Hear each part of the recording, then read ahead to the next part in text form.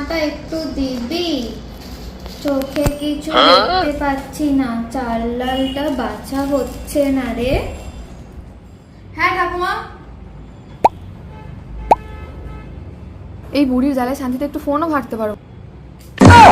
এই নাও তোমার চশমা।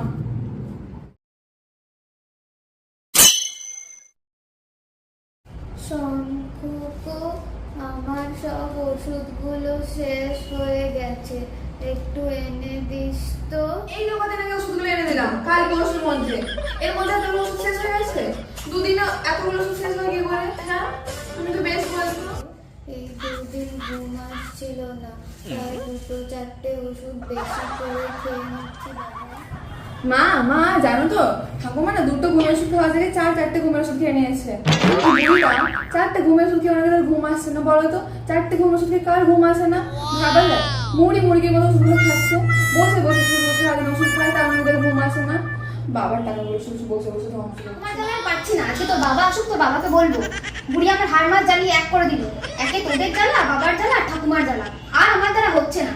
বুড়ি ওষুধ খেয়ে ঘুম আসছে না, বুড়ির চোখে শ্যালোটা মেরে দে, আর ভালো লাগছে না এই সব আমার শুনতে।